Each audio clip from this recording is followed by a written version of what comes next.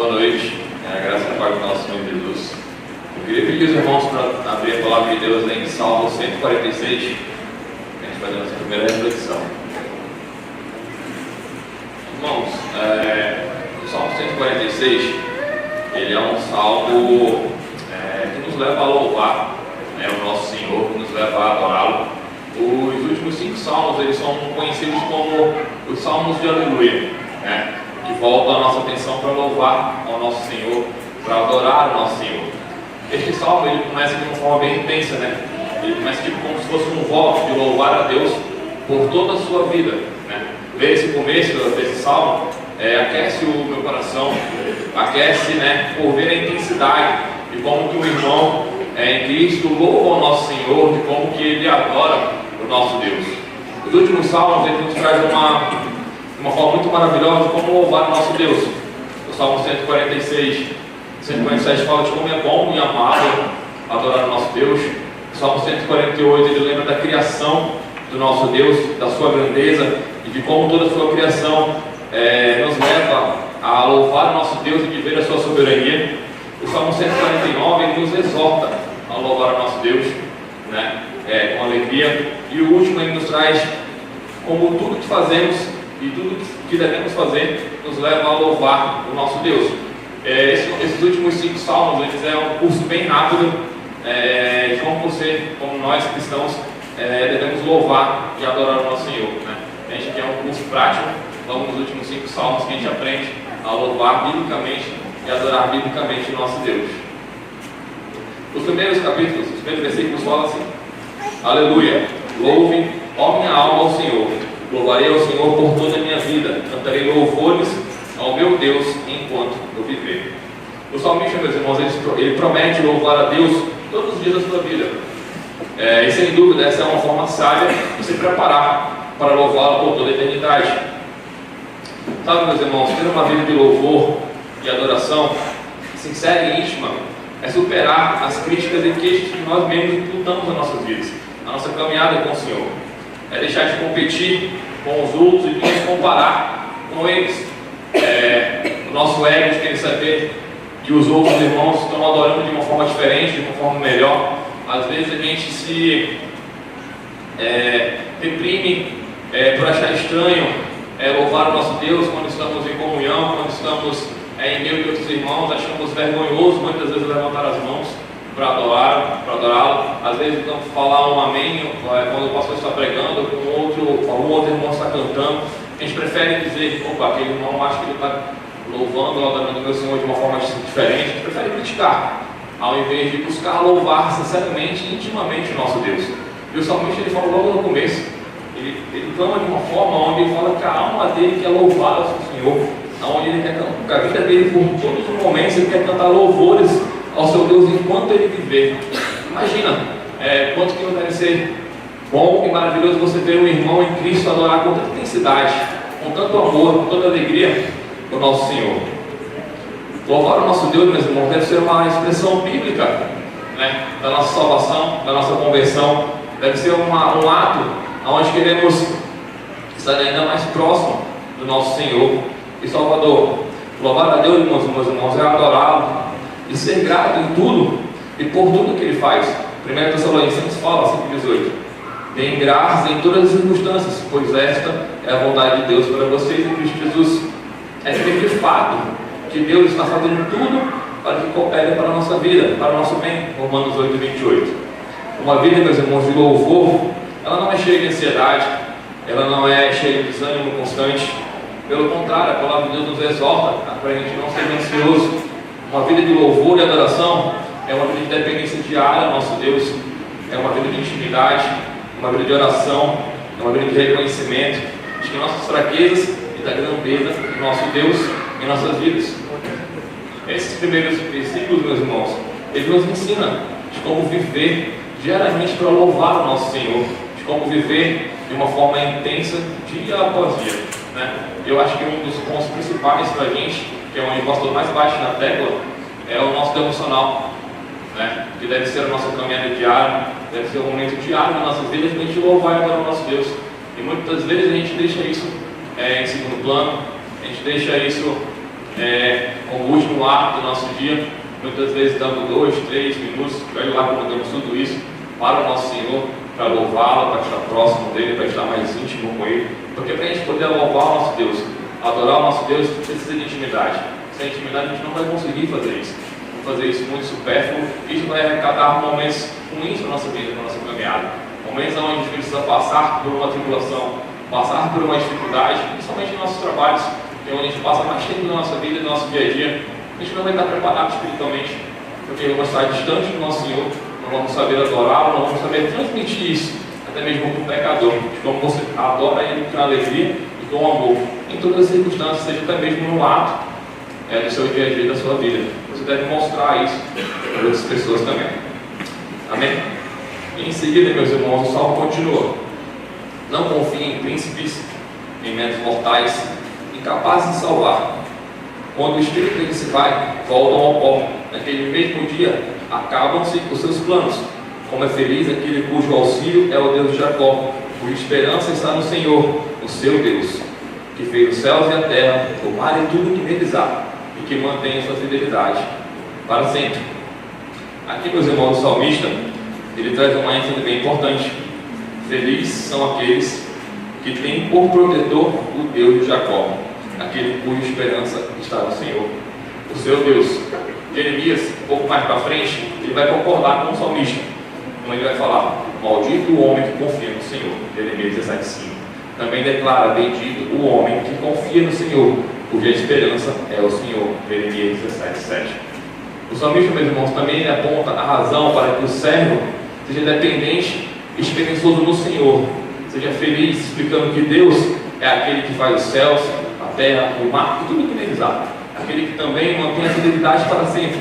O salmista ele traz a grandeza e toda a soberania do nosso Deus, apontando para a sua criação, algo tão simples que nós conhecemos, que nós vemos todos os dias, e a gente se esquece de olhar para tudo isso que Deus nos deu, para que a gente possa lembrar da grandeza do nosso Senhor em nossas vidas.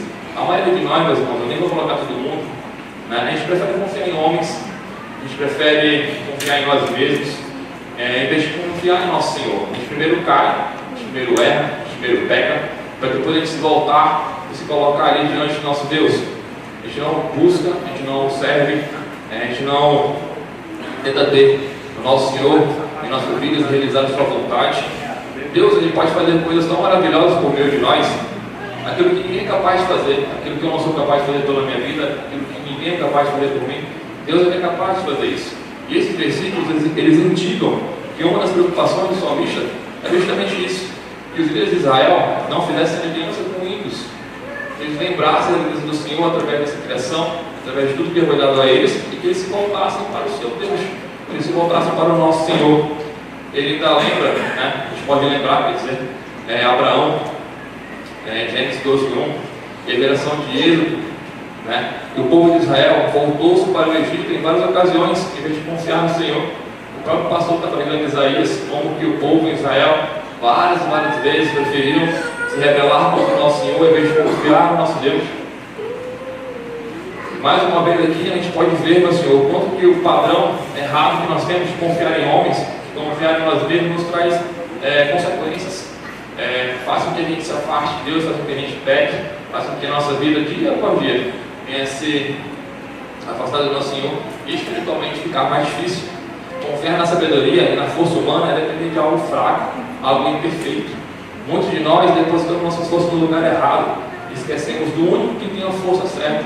E assim, meus irmãos, todos nós temos dificuldades, todos nós temos batalhas, todos nós temos empecilhos para estar aqui. Mas Deus está dando mais uma vez, pela terceira semana seguida, a oportunidade de a gente se reunir, de a gente estar junto, de a gente poder orar, de a gente poder ter esse momento em família em Cristo, para poder ainda mais estar aproximando a eles. O momento de a gente poder estar orando pelos nossos irmãos que estão enfermos, pelos nossos irmãos que encontram dificuldades nas suas famílias, seja ela de doença, seja ela financeira. Esse é o momento, meus irmãos, que a gente pode ainda mais saber que nosso Deus, o Deus de Jacó, como o salmista fala, é o nosso auxílio, é o nosso socorro, é a nossa sabedoria. Amém? Amém. E no final, meus irmãos, o salmo continua. Ele defende a causa dos oprimidos, ele dá alimento aos famintos. O Senhor liberta os presos O Senhor dá vista aos cegos, o Senhor levanta os abatidos, o Senhor ama os justos.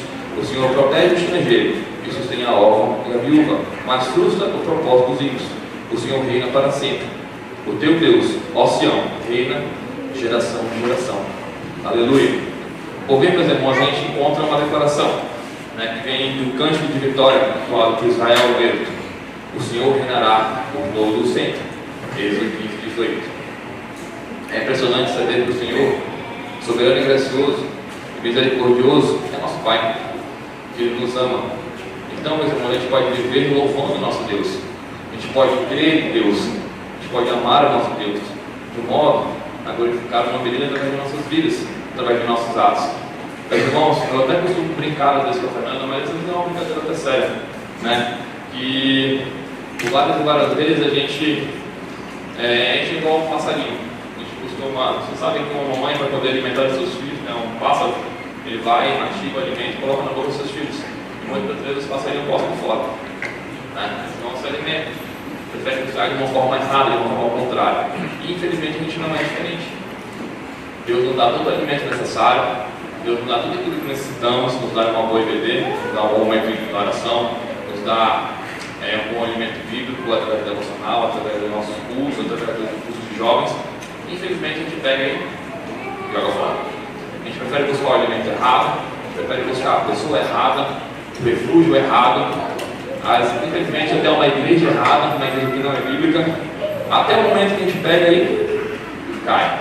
A gente quer voltar para o nosso Senhor.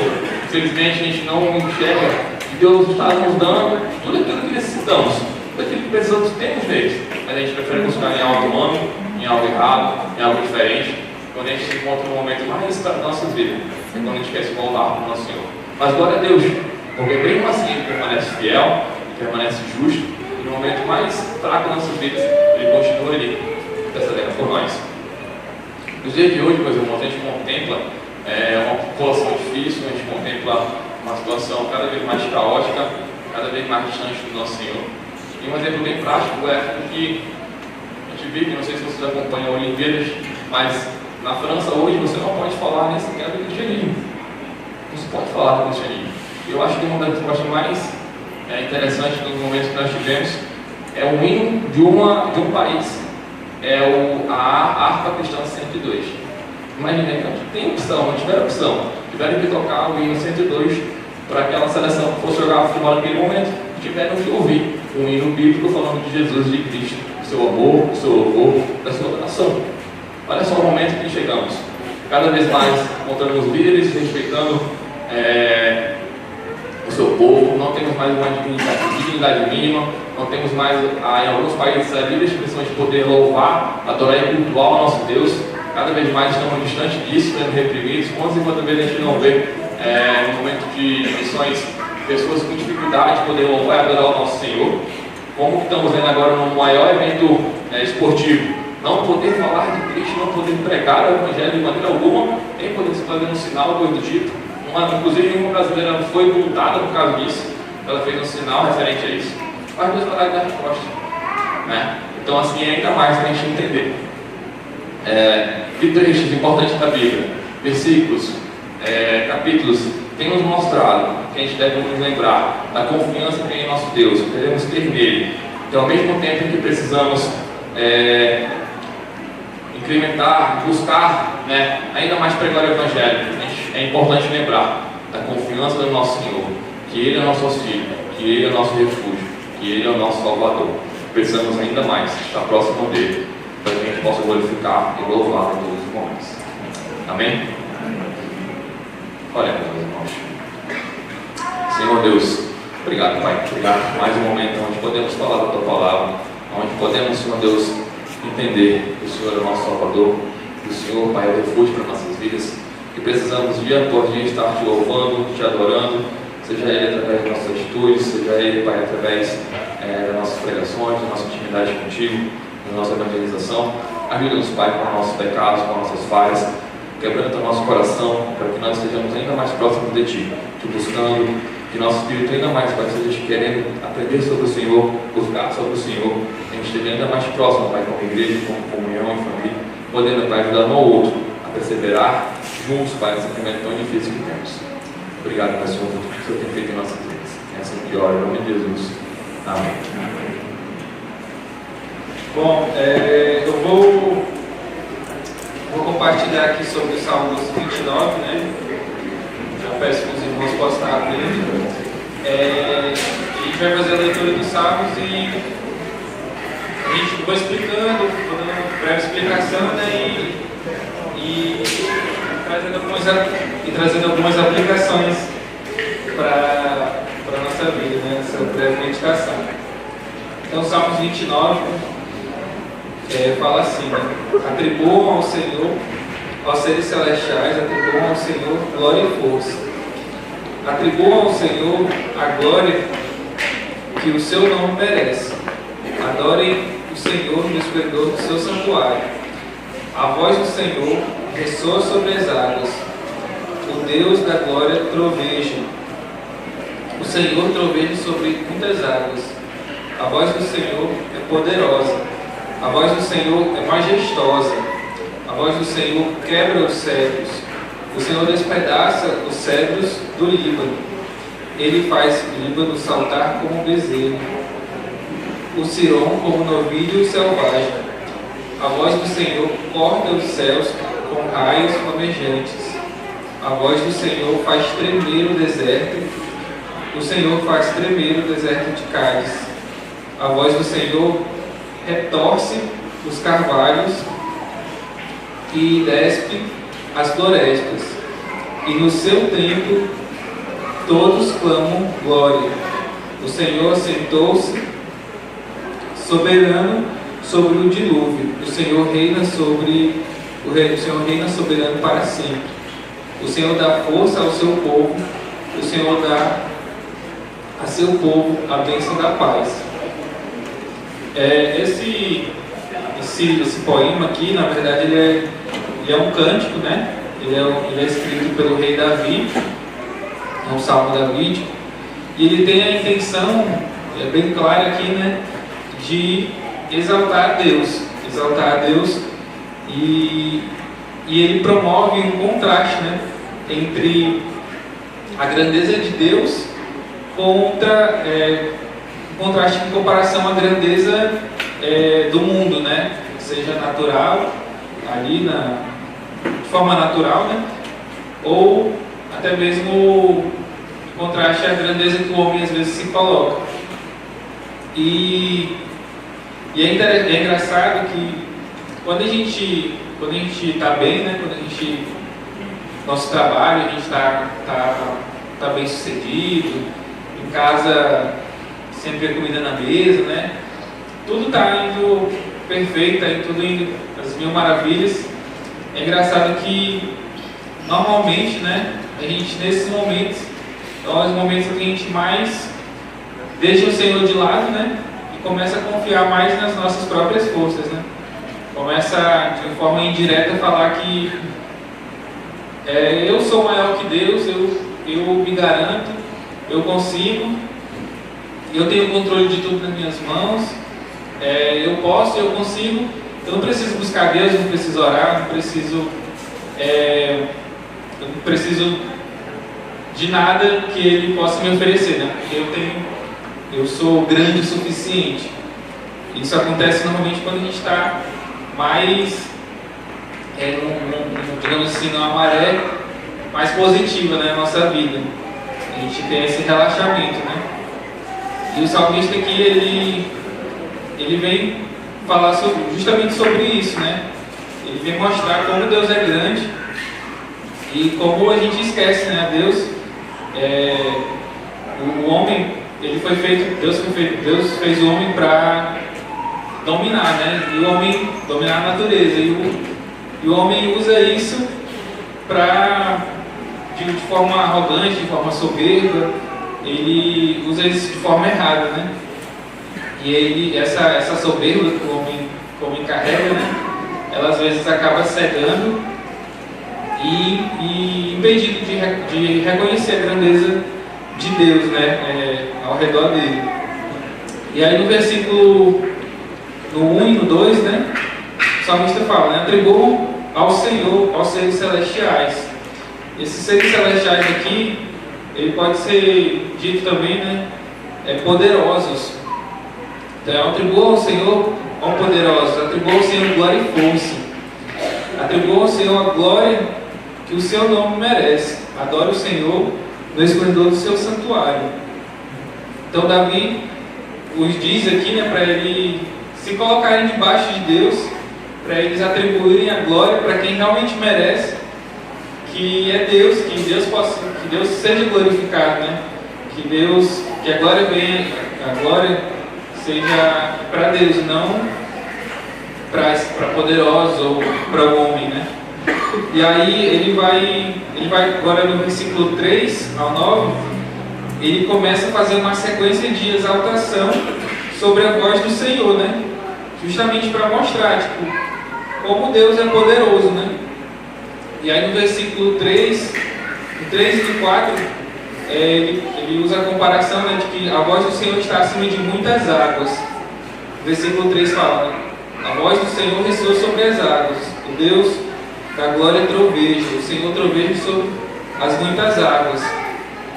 E aqui ele faz uma comparação com o som, né, de muitas águas.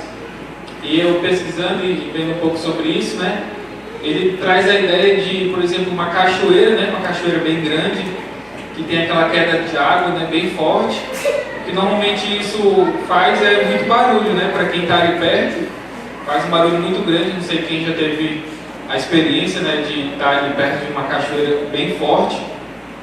Se a gente, com uma cachoeira pequena, que até pequena, a gente já consegue escutar aquele barulho de longe, né, de queda de água, imagina uma bem maior.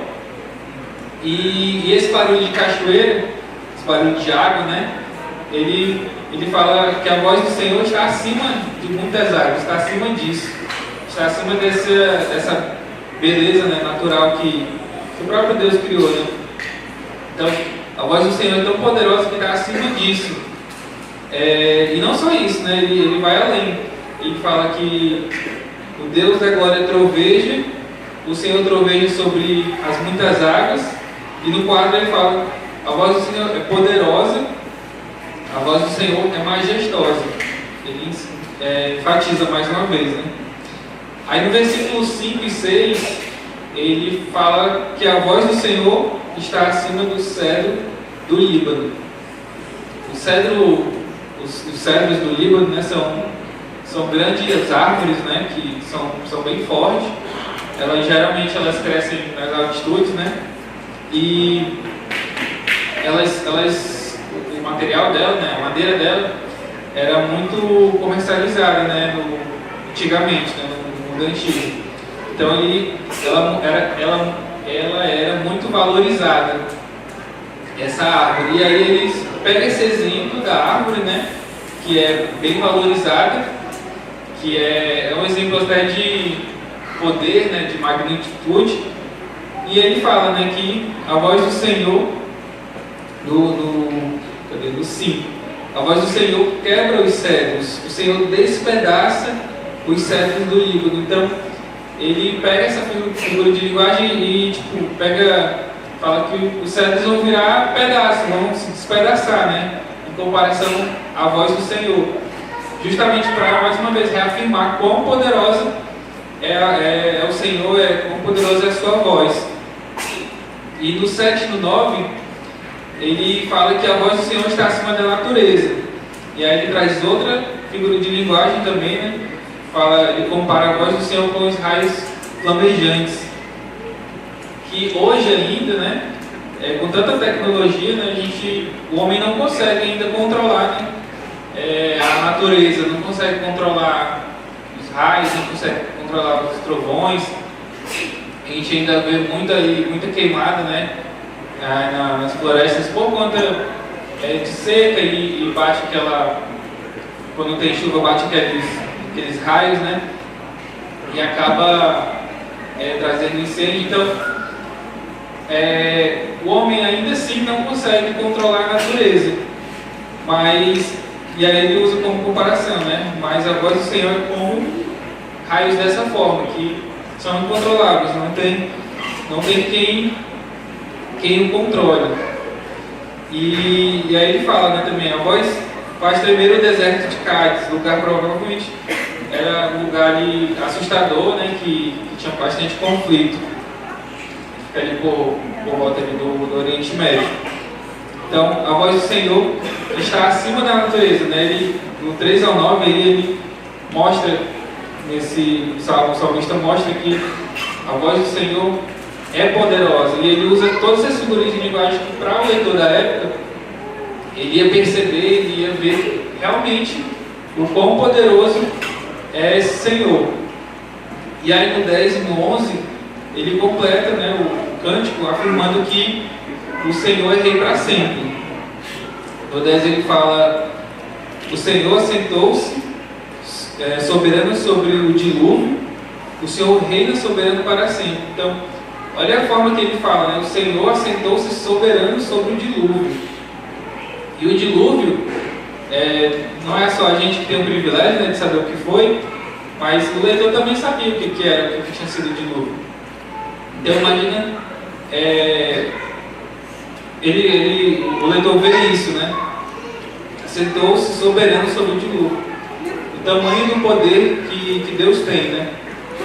E aí no 11, o Senhor dá força ao seu povo, o Senhor dá a seu povo a bênção da paz. Aí aqui Davi faz uma convocação, né, para contemplar o Criador. Ele usa todas essas figuras de linguagem, toda essa argumentação, né, justamente para mostrar para os leitores, né, para a gente contemplar esse Criador, para a gente perceber que o Deus que a gente serve é o Deus que sustenta todas as coisas. E para a gente pegar essas ilusões que a gente muitas vezes se coloca, né, de se achar alguma coisa, seja lá qual for o motivo, né, que a gente deu essa louca de pensar isso, mas às vezes a gente pensa. Então, pegar esses pensamentos, essas ilusões e colocar de lado, colocar aos pés de Deus, colocar aos pés do Senhor, né, e perceber que toda a grandeza está diante dele, né? Então tudo que a gente faça, ele é muito maior do que isso, ele é muito maior do que a natureza, ele é muito maior do que qualquer coisa que a gente faça. Então, quando a gente entende que tudo vem de Deus, seja o que a gente faz, ou seja de forma natural, né? Então a gente recebe um chamado à humildade e uma exaltação para a gente buscar mais ainda a Deus. E quando a gente percebe que Deus está acima de tudo, a gente tem que temer mais ainda do que a gente tem que temer as forças naturais ou qualquer outra coisa que aconteça ao nosso redor, né? de problemas, né? Então, quando a gente percebe que Deus é o Senhor soberano, que reina para sempre, a gente tem que ser grato e agir de forma grata a Ele, né? Então, vou orar aqui para encerrar. Oremos. Pai amado, muito obrigado por esse momento, obrigado porque o Senhor mostra através da vida do teu servo, das palavras dele, quão poderoso o Senhor é, quão grande, que nem a natureza que nós humanos não conseguimos controlar, mas como o Senhor é mais forte, a sua voz é mais forte do que isso, que possamos estar nos colocando no nosso devido lugar, possamos estar em meio ao dia a dia, entender que o Senhor é quem tem o controle de tudo, que a gente não possa estar querendo tomar o controle das situações, mas que sempre a gente coloque aos teus pés, porque é o Senhor que reina, é o Senhor que cuida, é o Senhor que deve merecer toda a glória, e não a gente. Esta aí, peço e agradeço, em nome de Jesus, amém. Amém. Então, primeiro vamos orar. Senhor Deus, ó Pai, agradeço mais a oportunidade, ó Deus, estar falando contigo, ó Pai, agradeço mais uma reunião, ó Deus, mais uma vigília, ó Deus, onde nós podemos estar em comunidade, ó Deus, intercedendo um pelas vidas dos outros, ó Pai, não apenas aqui, ó Deus, pelos nossos irmãos na igreja local, ó Pai, mas também como todos os nossos irmãos, ó Deus, em todas as igrejas, ó Pai, que falam e louvam o Teu Santo Nome, ó Pai, como um suficiente Salvador. Agradeço, ó Pai, por sermos capazes, ó Deus, pelo Teu Espírito, a entender da Tua Sagrada Escritura, entender, ó Deus, a Tua vontade na nossa vida e como, ó Deus, nós podemos cumpri-la plenamente. Peço, ó Pai, que agora o Senhor possa tirar todo pensamento, ó Deus, que tire o foco, ó Deus, tire, ó Deus, nossos olhos de Ti, ó Pai, e olhemos, ó Pai, apenas para a Tua Palavra, ó Deus, apenas para Ti, e assim, ó Deus, possamos aplicar verdades bíblicas na nossa vida. É isso que eu te peço, ó Pai, e te agradeço, em nome de Jesus, amém. Amém. Irmãos, o salmo que nós iremos ler hoje e aprender hoje, que eu trouxe para a nossa meditação, é o Salmo 135. Então eu queria pedir para os irmãos abrirem esse salmo.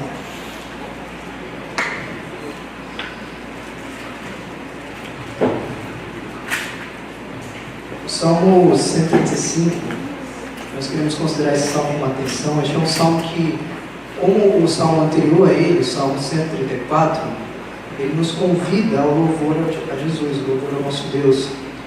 E aí o termo, né, que bem explicaria a palavra que a gente tem por Javé, né? Yahweh.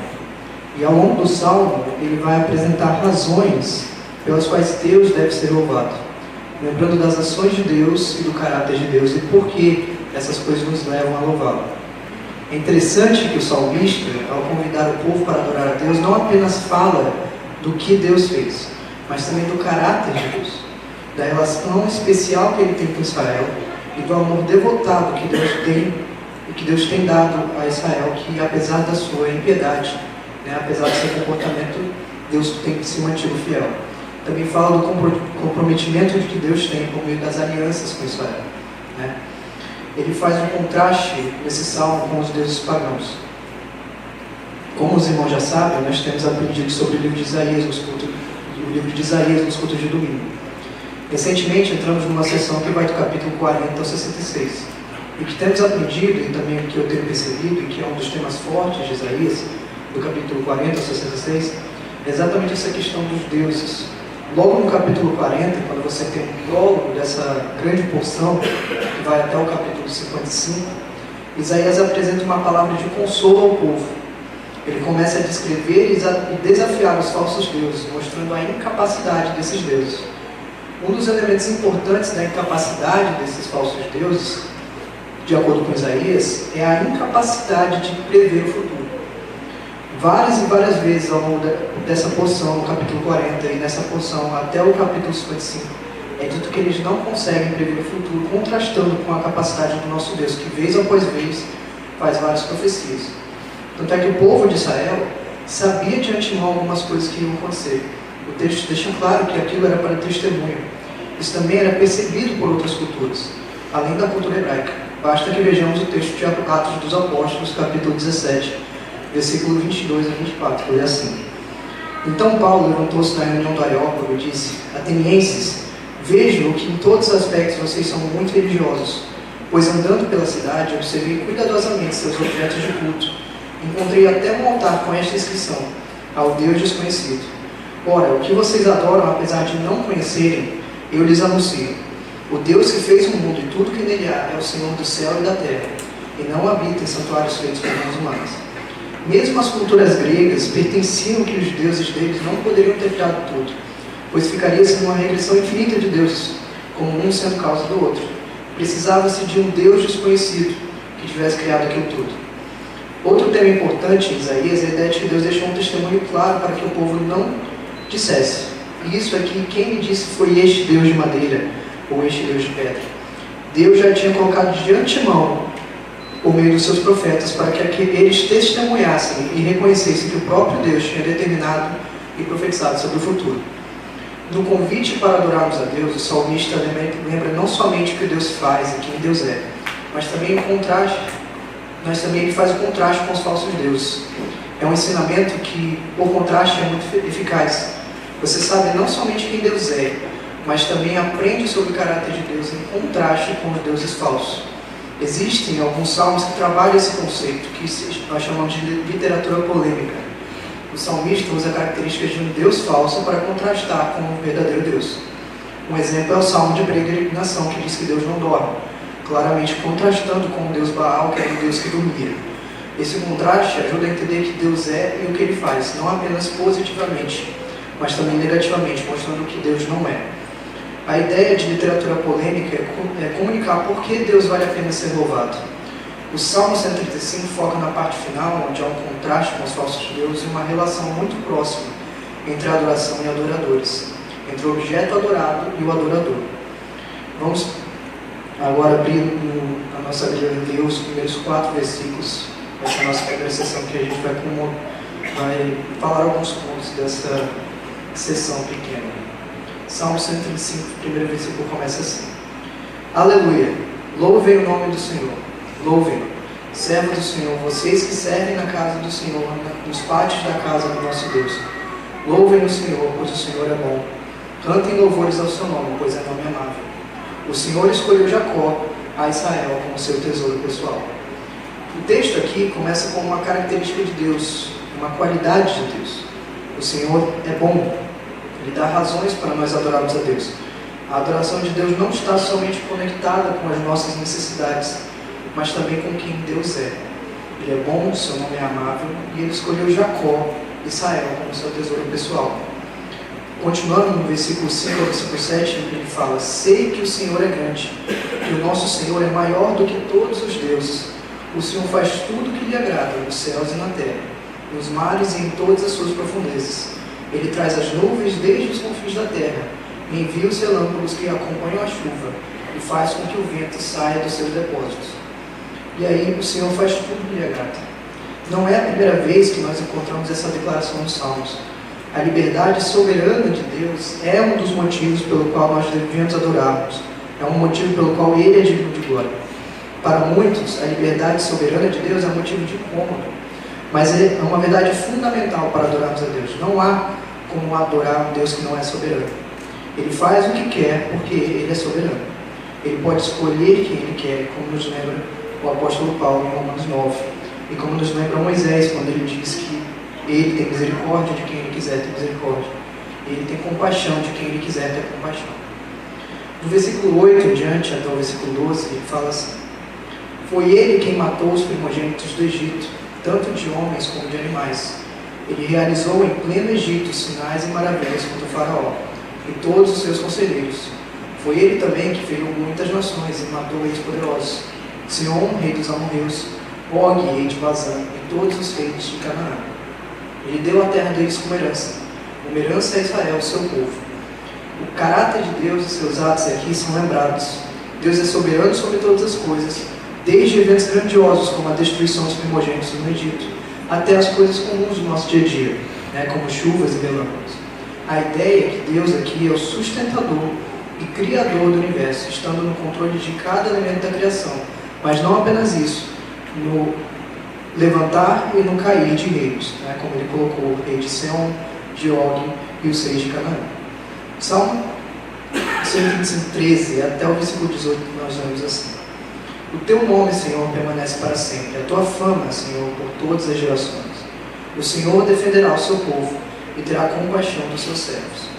Os ídolos das nações não passam de prata e ouro, feitos por mãos humanas. Têm boca, mas não falam, olhos, mas não podem ver. Têm ouvidos, mas não podem escutar. Nem há respiração em sua boca. Tornem-se como eles, aqueles que os fazem, e todos os que nele confiam. Aqui o salmista está falando que os ídolos são produtos das mãos humanas, e não é por acaso que eles têm essa ligação, de tudo que você faz pelas suas próprias mãos acaba refletindo em você próprio. Por isso que ele fala: tornem-se como eles, aqueles que os fazem, que têm boca, mas não conseguem falar, têm ouvidos, mas não escutam. Ele fala isso tanto literal quanto poeticamente. O Deus falso é produto da mente do coração humano, que é uma fábrica de ídolos. A essência da idolatria é criar algo para adorar, e esse algo que você criou para adorar acaba controlando a sua vida, levando você para o mal.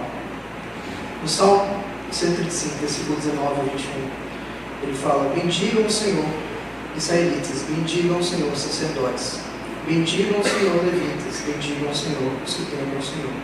Bendito seja o Senhor desde Sião, aquele que habita em Jerusalém. Aleluia. Adorar a Deus nos torna mais semelhantes a Ele. Mas a pergunta fundamental é: quem você adora? Se você adora um ídolo, se tornará semelhante a Ele. Adorar a Deus, o verdadeiro Deus, nos transforma a sua imagem da mesma maneira. A essência da idolatria é adorar aquilo que nós mesmos criamos, seja fruto das nossas mãos ou seja da nossa imaginação. Que este salmo leve você a bem dizer o nome do Senhor e reconhecer a Deus como Ele realmente é. Que você adore o Deus da revelação e não o Deus que é fruto da nossa imaginação. Amém? Vamos orar. Senhor Pai, agradeço, Pai, por essa meditação. Agradeço, Pai, pelo que nós podemos, ó Deus, ser por causa de Ti. Ó Deus, sempre, ó Deus, olhando para a Tua cruz, olhando para quem o Senhor é, olhando, Pai, para o que o Senhor pode fazer na nossa vida, Deus, e o tanto que o Senhor já tem transformado as nossas vidas e de muitos outros. Que, ó Deus, aquilo que nós aprendemos hoje sobre esse salmo, Deus, seja verdade. Que não, ó Deus, nos assemelhemos, ó Pai, aos ídolos do nosso coração, ó Deus, as coisas que colocamos como prioridade diante de Ti, ó Deus, mas que o Senhor seja a prioridade na nossa vida, Pai. E que por adorarmos o Senhor verdadeiramente, ó Deus, como verdadeiros adoradores, ó Pai, possamos, ó Deus, assim como o Senhor tem olhos, boca e vê, ó Deus, os corações, nós possamos, ó Deus, cada vez mais ter conhecimento de Ti, ó Deus, e ver como Tu vê, ó Deus, e pensar como Tu pensa, Pai, entender a Tua palavra, ó Deus, como o Senhor quis transmitir a nós. Ó Deus, isso só veio, ó Deus, através de uma iluminação, ó Deus, que vem da Tua graça, ó Deus, e que nós não merecemos, ó Deus, que nós também, ó Deus, não podemos nos esforçar, ó Deus, para atingi-lo, ó Deus, ou conseguir com força natural, ó Deus. Mas pela Tua graça, ó Deus, somos salvos e pela Tua graça, ó Deus, nós podemos obrar bem, ó Deus, e conseguir fazer o que a Tua palavra, Deus, nos institui como ordem, Deus, como fé e como prática. Eu peço, Pai, que o Senhor nos ajude, ó Deus, até o final desse culto, ó Deus, até o final dessa vigília, ó Deus, e coloque sempre, ó Deus, a Tua vontade em cima de nós. Isso que eu te peço e te agradeço, em nome de Jesus, amém.